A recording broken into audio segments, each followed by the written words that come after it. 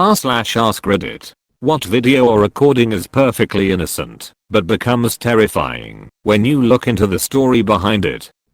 The TV show The Willis Family that had 2 seasons on TLC. The dad was super controlling of his 12 kids and wife and just gave off creepy vibes. I was shocked though to find out that he had been raping his own daughters for years, with the oldest saying that molestation started when she was 3. All 12 children were homeschooled and did dance and wrestling, but only with each other. They were so isolated from other people. He was also strict about his daughters saving themselves for marriage, even though he was raping them. There's a clip from the show of him discussing all the kids building houses on his property, so his future grandchildren would be close by. It's like he was trying to set up his next victims for when his daughters grew up. The worst part is the mom knew for a while, but didn't do anything about it. It was a family friend that ended up reaching out to authorities, which led to his arrest and sentence of 40 years. It's super creepy to see clips of the show knowing what was happening behind closed doors. The song and Mary sings in All Dogs Go to Heaven about wanting a loving home. While recording, the voice actress, Judith Barcy, kept crying. Her home life was awful. Her father was abusive to both her and her mother and would often threaten to kill or hurt them. Judith died before the movie came out. She and her mother were killed by her father, and then he killed himself. She was 10.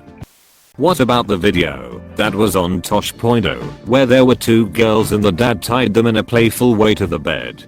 But it was really like a pedo tutorial on how to do this to kids so the pedo could do what they wanted. Tosh said on the show it was creepy and the guy's whole YouTube channel was weird. A few months later the FBI or something investigated it, and it turned out the guy was a pedo abusing the girls and exploiting them on his kid's YouTube channel. That video looked creepy innocent until you find out the real story. One day I saw a news report on a woman's body dropped in a lake. The police were still looking for the body. They interviewed a man who said that could have been someone's mother. A few hours later they find out the body was that man's mother. There was a picture of a 16 to 17-year-old girl floating around very briefly years back. It was just an innocent picture of some teen posing for a photo. Look deeper into it, and it turns out the girl was from a rich family and had a drug problem. She got into an argument with her dad, stormed out and stole his car, did a bunch of coke, then crashed into a bridge going hella fast. She was killed instantly. As sad as that is, the yucked up part is why the photo was being passed around. Somehow the photos taken as the scene of the crash found their way online, and horrifically cruel people decided to send out fake memorial emails to this girl's family. Opening the email seemed innocent enough. A heartfelt subject about how terrible this was, a photo of this girl before she died, but scroll any further and there were the pictures of her corpse with messages taunting her loved ones. I found one of these messages and her body was not in one piece. It was mangled. Seeing your daughter's corpse is one thing, seeing it in that state is something else, but to have people playing with it online for no other reason than to hurt you is unthinkable.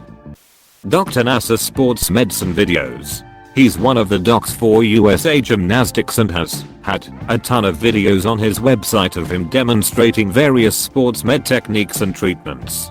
It looks professional on the surface. The thing is, some of his techniques are totally made up. Some techniques he demonstrated on video he would digitally penetrate, finger, young girls in the vagina and anus.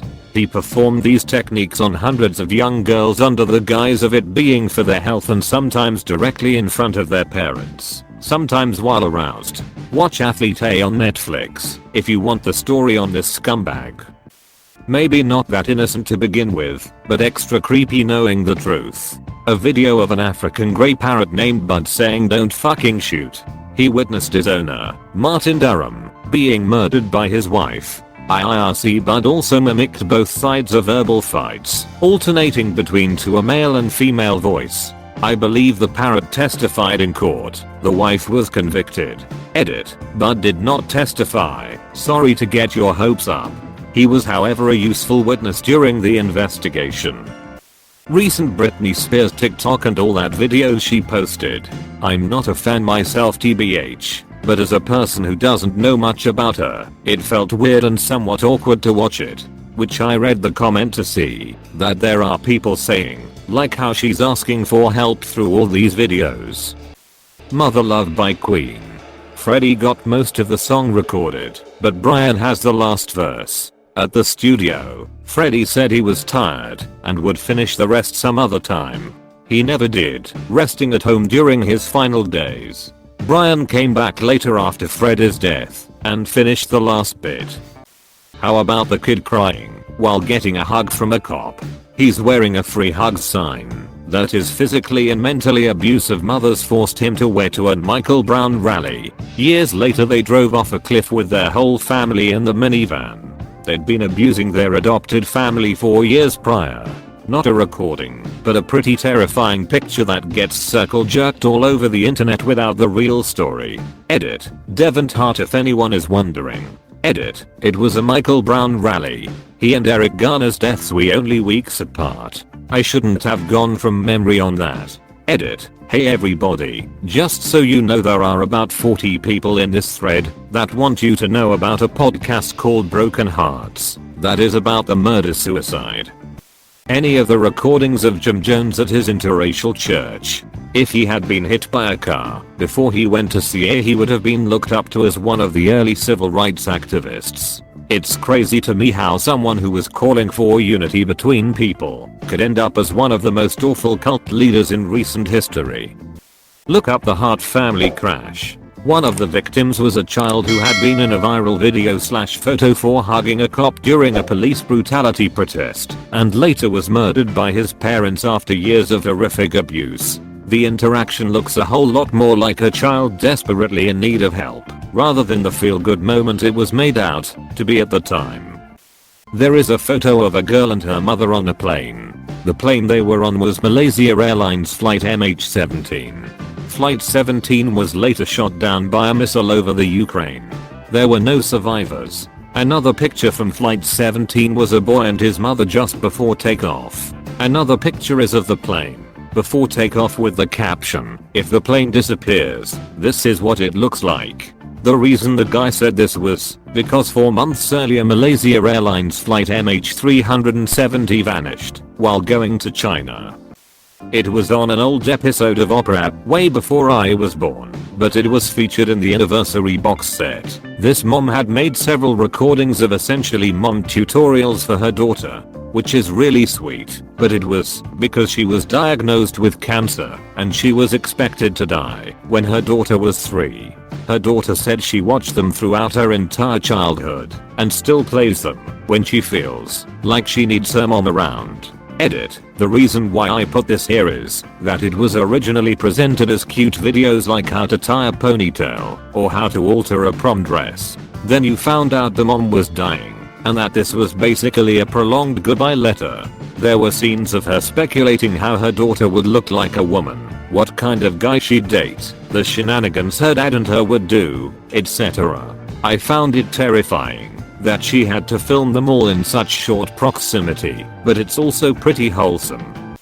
I saw a low quality video that first showed a street from the view of a balcony, then the camera shook rapidly, then it ended showing a mirror. I found out about this before, but the video was footage from a live stream that a 13-year-old girl recorded of her committing suicide. The camera shaking was the phone falling from her hands as she jumped off of her balcony onto the street. The phone ended up in the room because it fell back into it. The song Go Outside by Cult sounds cheerful as uck until you realize it was written about the Jonestown massacre where almost 1,000 men, women and children committed mass suicide. The music video even features members of the cult singing and looking cheerful looked up that not long after that video was taken they all drank poison as commanded by the cult leader. The dashcam footage, I don't know from where, but it's on YouTube or at least used to be, of a car driving on a 2-lane highway that passes a lorry going the other direction. Then there's suddenly a hole in the windshield and everyone in the car starts wailing and screaming. Turns out a brick flew off the lorry, through the windshield, and killed the mother in the family, who was riding shotgun. Gone in an instant in front of her whole family, while doing something as mundane as driving down the road. not really seemingly innocent, but Shelley Duvall was severely abused and neglected on the set of The Shining. All staff were told to only interact and acknowledge her if they were mean to her. She wasn't told about most scenes. They just had Jack go after her with an axe. There's so much more bullshit. She's attributed that movie to her eventual retirement from acting and poor mental health to this day. Edit worded it better, as apparently some people are so passionate about The Shining they'll send disgusting, abusive messages if you aren't completely specific or knowledgeable about everything you comment online. In 2004, a woman named Rachel O'Reilly was brutally murdered in her home north of Dublin in the Republic of Ireland. A few days later, while the police were still investigating the murder, Rachel's husband and parents appeared on The Late Late Show, a national Friday night talk show, to discuss the horror they were facing. Rachel's father was a shell of a man who barely spoke a word. He was so crushed. It turned out later that the husband was the murderer and had executed an elaborate plan so that he could be with another woman he was having an affair with. He sat there beside the devastated parents of the woman he viciously bludgeoned to death and told a pack of lies to them and to the million or so people who watched that night, keeping a straight face throughout and acting like a loving widower. It retrospectively makes your blood run cold.